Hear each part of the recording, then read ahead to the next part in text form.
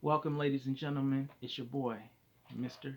David Mack, here on the YouTube channel with this giant ass Kaiju from the new Superman movie. Yeah, you know, came with like another Superman action figure. Had some okay, for instance, like right, they had slime that came with it, but I ain't using slime because I'm a grown ass man, and a grown ass man don't use any kind of slime. Hell, I don't even like Slimer. Okay, so you would put the slime up in here, right, and then Superman, he would be like this. All right, here we go. We got a Superman. Okay, David Corn Sweat. Okay, Superman, basic action figure, 6 inches, Spin Master, and he would go up like this, right? He'd be like this. Okay, nothing's happening. Okay, you're like nothing's happening. So it's just like in the movie, right? Nothing was happening. Like he was like trying to do all kinds of stuff to the kaiju, and he was just like, yo, nothing's happening to the kaiju.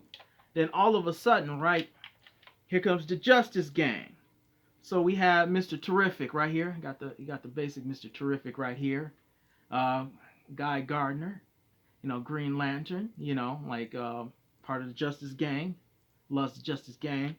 And we got the most important non-useless character in the movie, Hawk Girl. I know you'd be like, I love Hawk Girl. I don't know if I can care less. I like the Hawk dude from like Black Adam. Hawk Girl, she really didn't do nothing. So okay, the Justice Gang, they came up in here and then she was like, ah, and the monster was like, ah, because Hawk Girl's played pretty much useless, so we throw her away. All right, so they come up with asking Superman what's up. Superman has like, I'm trying to find his weak points. So Mr. Terrific comes up in there like, yo, comes up in there kind of kneed up, got his little terrific balls and shit like that, right? And it's like, and Superman like, yo, hold up. He's like, hold up, Mr. Terrific, hold up, Mr. Terrific. Look, if you ain't seen the movie, then you need to turn away from this review. You need to turn away from this giant kaiju review slash short little ass review of Superman, one damn scene of Superman. All right. So he was like, hold up. Yo, we can't just be blowing shit up, dog. Like, there's a way to be a superhero, okay? And Mr. Terrific was like, why not? That's what we do. We the Justice Gang. Well, that ain't really our name, but that's what we do. We blow shit up. And Superman like, yo, we could take it to like a petting zoo or get it, before we get it euthanized and stuff like that, we could sit there and run tests on it and see what kind of powers we can. Because in the movie, like the giant kaiju wasn't a giant kaiju at first. Like it was like Lex Luthor, he throws like a little. It was supposed to be a distraction basically to get Superman to focus on this, while Lex and the engineer and Ultraman guy, they go to the Fortress of Solitude. So that's not really spoiling it because you see that on the commercial or on the trailer. So, anyways, the Justice Gang, they sit there and basically Mr. Terrific puts the terrific balls, the T spears in his mouth, right? And then the kaiju like, some stuff happens. Okay, finally the chest opens up. Okay, finally, like it took like years for this chest to open up, right? The chest didn't open up in the movie. So the kaiju kind of falls down and he basically dies, right? Uh, which we ruined a perfectly good monster, and we kind of got in the movie, we kind of understood like, okay, how Superman do hero stuff is a lot different than what the Justice Gang do. Because the Justice Gang, they just wasn't acting right. I can't get Hawk Girl because I just threw her away because she was one of the useless characters in the movie. We got size comparison. We have the Kaiju, and we have Hammerhead King Shark. They're both about the 12 inches, like size of the Titan, Titan hero action figures. Them 12 inches, like the Spider-Man and Batman and Joker and Harley Quinn, same size. Like, I mean, you could have like a kaiju fight and stuff like that.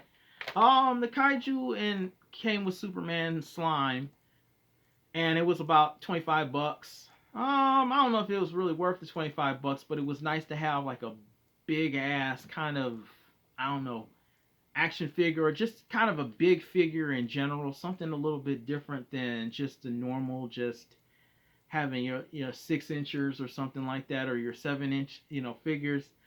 Love this figure. I got this a couple years ago off of eBay. Like a guy was sitting there selling it, and I asked him if he could lower the price down just a little bit, and I got this guy. He's dope.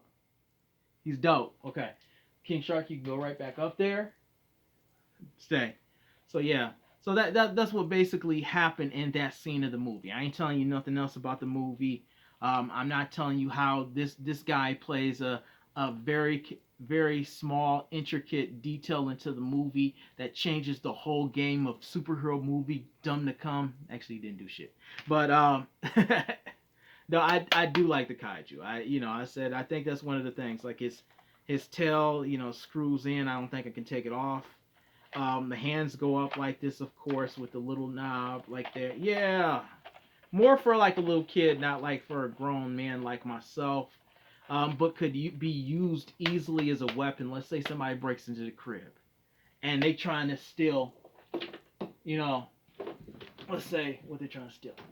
They're trying to steal my Riri action figure with, Riri Blast, my Ironheart action figure, because everybody likes Ironheart, right?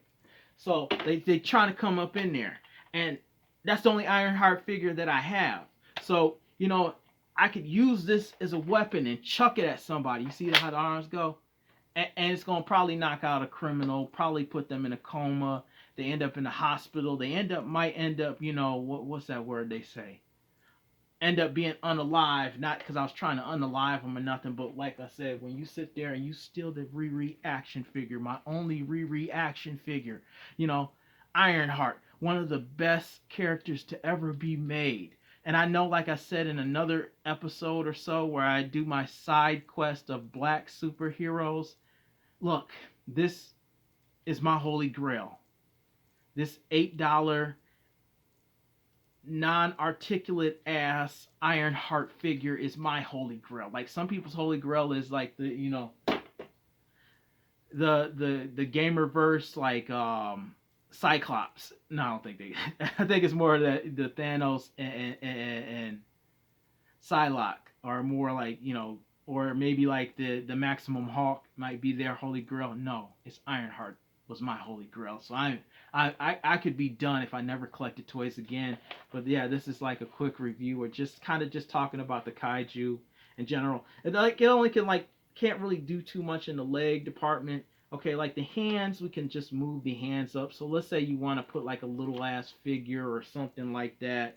We got Mephisto right there, right? So let's say he's got Mephisto in his hands and he's walking around, and then Mephisto falls on the ground because he plays an intricate detail in this Superman movie that changes the game for real. But you'd have to watch it really closely, because I know people would be sitting there trying to hate on Superman and stuff like that because they think, and it's not to say Henry Cavill wasn't a good Superman, because he was, but it's just how, he was written, and as opposed to this one, and it depends on what your flavor of Superman. If you like a really silly Superman, more like a 1960s Superman, new Superman, Superman 25 might be for you. If you like a brooding kind of like, kind of emo Superman that's kind of akin to Batman, then that's, the Snyderverse, 2013 Superman might be for you. But we're not talking about that movie. We are talking about this kaiju, this hard ass kaiju, this indestructible ass piece of plastic. My name is David Mack. Thank you for sitting there watching this toy review, or just a breakdown, a recap of what I sit up there and thought, and my little, my little stage play of what happened in the movie according to what I seen in the movie. Till then, next time, peace out.